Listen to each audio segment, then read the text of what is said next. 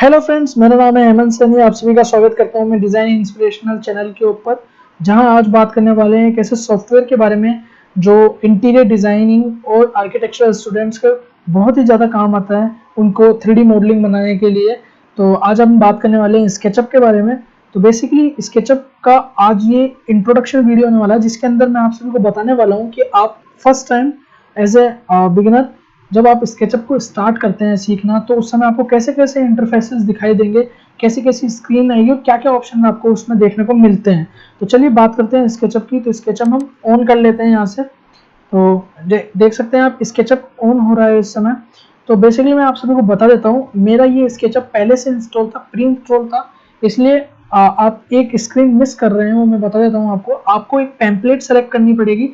जब आप first time SketchUp install करके चलाएंगे तो वो आपको एक टेम्पलेट चूज करने के लिए कहेगा। तो बेसिकली टेम्पलेट क्या काम करती है आपको बता देता हूँ। टेम्पलेट बेसिकली आपको इसलिए चूज करनी पड़ेगी कि आप कौन से पैरामीटर्स में काम करना चाहते हैं, चाहे वो फीट इंचेस हो, चाहे मीटर्स हो, चाहे वो सेंटीमीटर्स हो। तो आप उनमें से कोई एक सेलेक्ट करके स्टार्ट यूजिंग स्केचअप पे क्लिक कर दीजिएगा, तो आप ऐसी एक मेन स्क्रीन पे आ जाएंगे। तो बेसिकली आप सभी को बता देता हूँ, ऊपर जो आप ये देख रहे हैं यहाँ पर, ये स्केचअप प्रो के पहले ये अनटाइटल्ड लिख रखा है। तो बेसिकली अगर ये फाइल सेव होती है और जिस नाम से सेव होती है वो यहाँ पर शो करता है। उसके बाद आप देख सकते हैं नीचे ये जो टूल बार दिखाई दे रहा है, जहाँ ये बहुत सारे टूल्स पड़े हैं। तो बेसिकली आप सभी को बता दूं, आप इन टूल्स को इस्तेमाल कर पाते हैं। आपको ये और भी मैं एक डेडिकेटेड वीडियो बना दूंगा टूल बार को कैसे इस्तेमाल करते हैं। आगे आने वाली सारी वीडियो स्केचअप पे होने वाली है, तो वीडियो को स्किप ना करें, पूरा जरूर देखें। फिर हम नीचे बात करें, यहाँ पर आपको मेजरमेंट्स दिखाई देती होगी। तो बेसिकली आपको एक बार बता देता हूँ, जैसे आप कोई लाइन वगैरह या कोई ऑब्जेक्ट ड्रॉ करेंगे तो आपको यहाँ पे नीचे डायमेंशन शो हो रही होगी। जैसे अभी आप देख सकते हैं यहाँ पे, ऐसे ही आप कुछ भी बनाएंगे तो आपको डायमेंशन शो हो जाएगी। फिर नेक्स्ट आगे बात करते हैं हम, इसके अंदर आपको डायमेंशन शो होगी। उसके बाद हम आगे देखते हैं, यहाँ पर आप देख सकते हैं पहले फाइल आपको ऑप्शन देखने को मिल रहा है। तो फाइल से बेसिकली आप यहाँ से नई फाइल ओपन कर सकते हैं, किसी फाइल को सेव कर सकते हैं और किसी फाइल को ओपन कर सकते हैं और नई फाइल बना सकते हैं। उसके बाद आपको यहाँ पे देखने को मिल रहा है सेव एज। पहले तो आप फाइल सेव कर दीजिए। अगर आपको कोई दूसरे लोकेशन में फाइल सेव करनी है तो आप सेव एज के जरिए कर सकते हैं। और ये अभी आपको यहाँ पे अभी दिख नहीं रहा क्योंकि इनेबल नहीं है। जैसे ही आप फाइल को सेव करेंगे और इसको फिर आप सेव एज एक कॉपी भी कर सकते हैं। फिर ये टेम्पलेट को भी आप सेव कर सकते हैं। सेंड टू लेआउट, लेआउट के अंदर भी आप इसको डायरेक्ट यहाँ से भेज सकते हैं। लोकेशंस वगैरह के बारे में आपको यहाँ पे इन्फॉर्मेशन है। 3D वेयरहाउस बेसिकली मैं बता देता हूँ आपको, जब भी आप स्केचअप के मॉडल्स यूज करेंगे तो बेसिकली आप कहीं ना कहीं से डाउनलोड करेंगे, तो आप 3D वेयरहाउस से आप डाउनलोड कर सकते हैं अपने स्केचअप को और भी ज़्यादा अच्छा बनाने के लिए। उसके अंदर आप यूज़ कर सकते हैं, तो वहाँ से आप 3D वेयरहाउस से डाउनलोड कर सकते हैं। इसके लिए भी मैं आपको एक वीडियो बना के दूंगा पूरा डेडिकेटेड।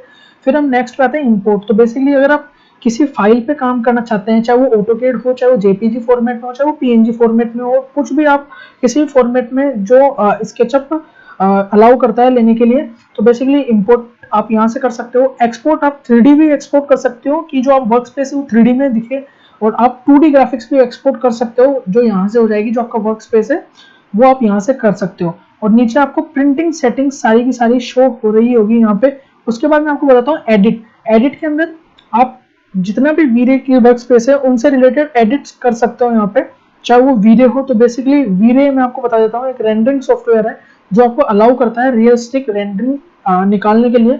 तो आपको यहाँ से वीरे रेंडर करेगा, वो भी मैं आपको बताने वाला हूँ आगे। कट, बेसिकली आप किसी भी ऑब्जेक्ट को कट कर सकते हो और उसके बाद आप चाहें तो उसको कॉपी, अगर आप कट करोगे तो उसको पेस्ट कर सकते हो। अगर आप किसी ऑब्जेक्ट को कॉपी करना चाहो तो कंट्रोल सी से कर सकते हो, और पेस्ट करना चाहो तो कंट्रोल वी से कर सकते हो।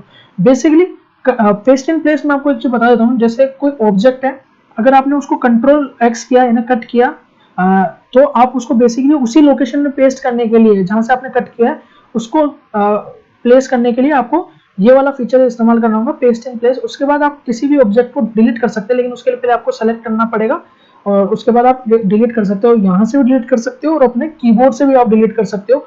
उसके बाद आपको एक डिलीट गाइड देखने को मिल जाएगा। सेलेक्ट ऑल, जो जितना भी आपने आपका जो वर्क स्पेस है, आपका स्केचअप की स्क्रीन है, उसके अंदर जितने भी मॉडल बनाए आपने, उनको सेलेक्ट करने के लिए एक साथ आपको कंट्रोल ए प्रेस करना होगा। और अगर आप किसी भी चीज को जो सेलेक्टेड है उनको सेलेक्टेड नन करने के लिए आपको कंट्रोल टी प्रेस करना होगा। तो आप यहाँ आकर भी कर सकते हो या फिर डायरेक्ट इसकी शॉर्टकट से भी आप इसको कर सकते हो। बेसिकली कोई हाइड करना है आपको, कोई ऑब्जेक्ट है जो आपको पीछे वाले ऑब्जेक्ट में काम करने से रोक रहा है, परेशान कर रहा है, तो आप उसको हाइड भी कर सकते हो यहाँ से, और उसी ऑब्जेक्ट को आप अनहाइड भी कर सकते हो। आपको यहाँ पे देखने को मिल रहा है लास्ट और ऑल।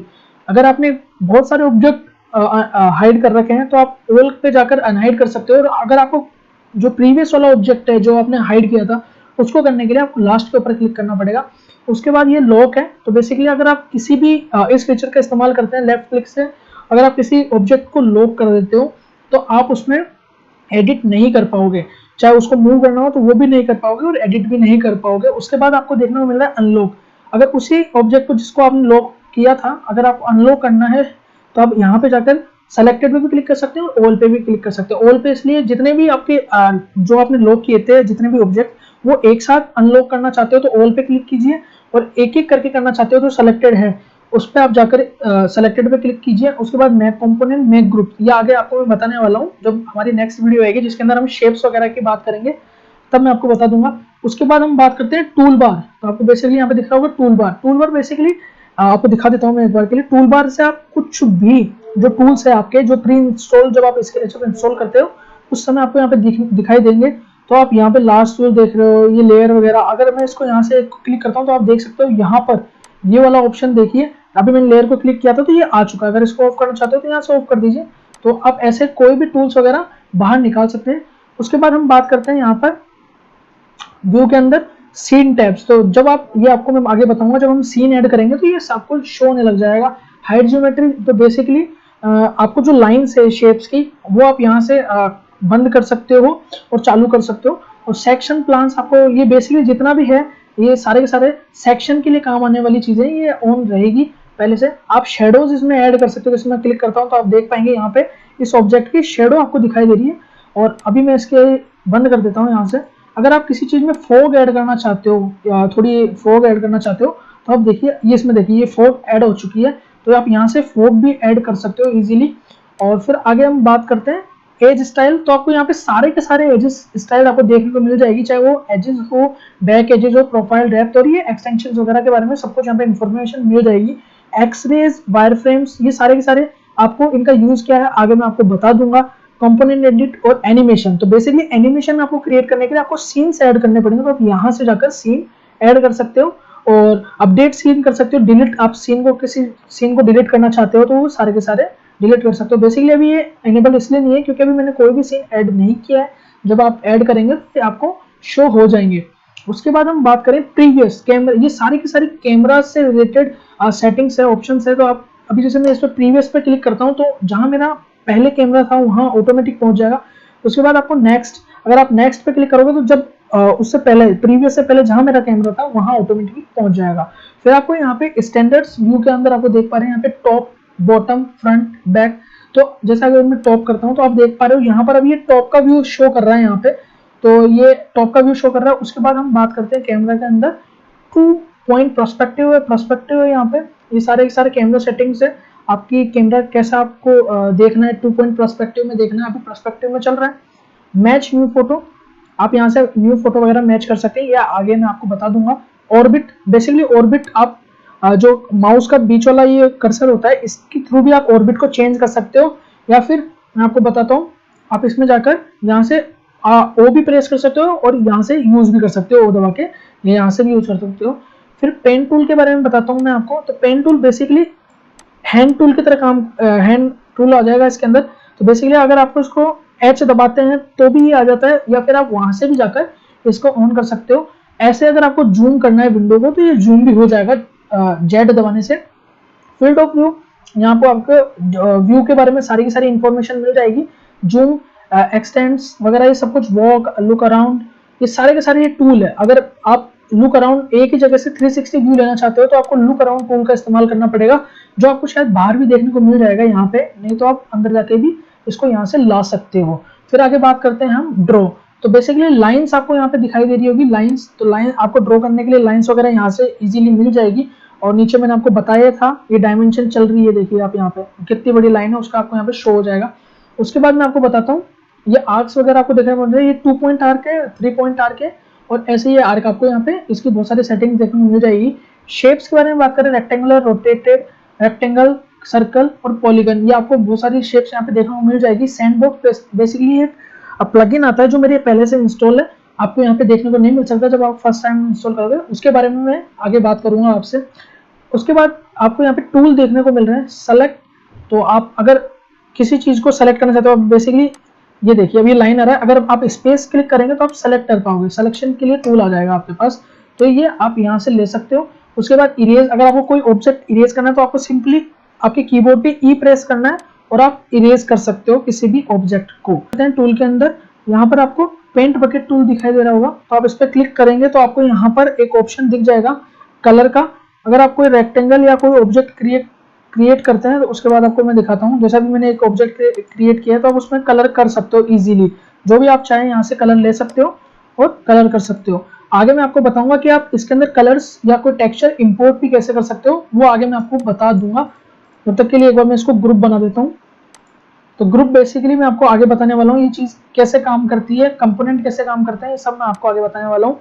फिर आगे बात करते हैं मूव टूल की। तो बेसिकली अगर आप एम प्रेस करते हैं तो आपको मूव टूल देखने को मिल जाता है, तो आप यहाँ से मूव टूल का इस्तेमाल कर सकते हो। और अगर आपको इसी ऑब्जेक्ट को कॉपी करना है तो आपको मूव टूल करके कंट्रोल के साथ इसको कॉपी कर लेना है, कंट्रोल दबा के आप इसको अगली लोकेशन पे पेस्ट कर सकते हैं। उसके बाद आपको टूल आगे देखने को मिल रहा है रोटेट टूल। तो बेसिकली इस टूल के जरिए आप रोटेट कर सकते हैं किसी भी ऑब्जेक्ट को।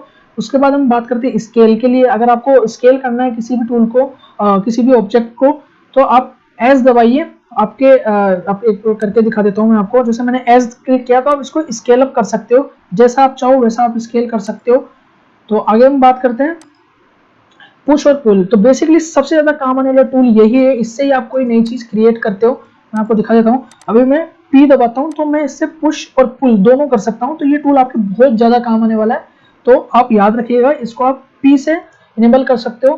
फिर आगे हम बात करते हैं फॉलो मी और ऑफसेट। बेसिकली ऑफसेट कमांड क्या काम करती है, जैसे ऑटोकैड के अंदर ऑफसेट करते हैं वैसे ही आप इसके अंदर भी ऑफसेट कर पाओगे, वो आपको बता देता हूँ मैं एक बार। तो आपको सिंपली प्रेस करना है F, तो आप देख पाएंगे ऑफसेट हो चुकी है, बाउंड्री आपको मिल चुकी है। ऑफसेट वगैरह का पुल दोनों कर सकते हो, पुल और पुश दोनों कर सकते हो किसी भी जगह से। तो ये ऑफसेट कमांड है, या आप डायरेक्ट सिंपली F दबाकर भी कर सकते हो। ये आउटर शेल का है। सॉलिड टूल आपको यहाँ पे देखने को मिल जाएगा।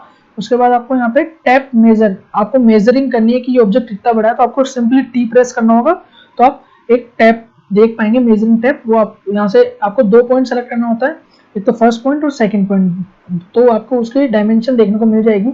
ये आपको मिल रहा है प्रोटेक्टर है, एक्सेस है, डायमेंशन है, 3D टेक्स्ट है, 3D है, टेक्स्ट है, सेक्शन प्लान वगैरह आपके आगे काम आएगा।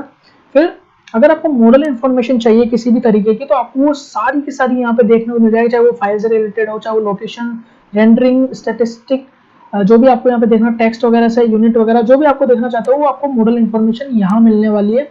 उसके बाद हम बात करें एंटिटी इन्फॉर्मेशन। तो बेसिकली आपने जो ऑब्जेक्ट क्रिएट किया है, जैसे मैं इस पर क्लिक करूंगा ऑब्जेक्ट के ऊपर, तो ये इसकी इन्फॉर्मेशन देगा कि आप इसके अंदर किस टाइप की लाइंस वगैरह यूज हुई है, इसका लेयर कौन सी पे है, नेम क्या है अगर आप नेम डालना चाहते हो, इसका वॉल्यूम कितना आ रहा है स्क्वायर फीट के अंदर, स्क्वायर क्यूब के अंदर, तो आप वो भी देख सकते हो। ये सब आपको यहाँ पे देखने को मिल जाएगा। उसके बाद हम बात करते हैं कंपोनेंट के अंदर, इसके अंदर एक सेकेंड, उसके बाद हम बात करते हैं यहाँ पर एक्सटेंशन के अंदर आ जाते हैं। उसके बाद आपको बता देता हूँ एक्सटेंशंस, बेसिकली आप जितने प्लगइन्स या टूल्स इंस्टॉल करते हैं उसके बाद आपको यहाँ पर बहुत सारी, अभी जैसे मैं बता देता हूँ, मेरे पास वीरे पहले से इंस्टॉल था तो यहाँ पर वीरे शो हो रहा है। अगर आप ऐसे प्लगइन इंस्टॉल करते हैं, चाहे वो सैंडबॉक्स हो चाहे कुछ भी हो, वो सारी चीज आपको यहाँ पर शो हो जाएगी लिस्ट के अंदर।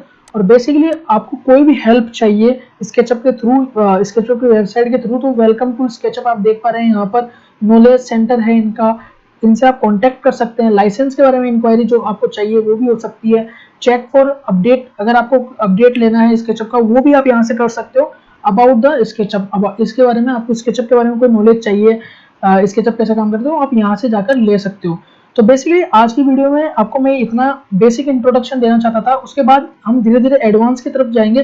तो अगर आपने चैनल को सब्सक्राइब नहीं किया है तो आप जाकर सब्सक्राइब कर लीजिए, क्योंकि ऐसी आपको वीडियोस मिलने वाली है हिंदी के अंदर।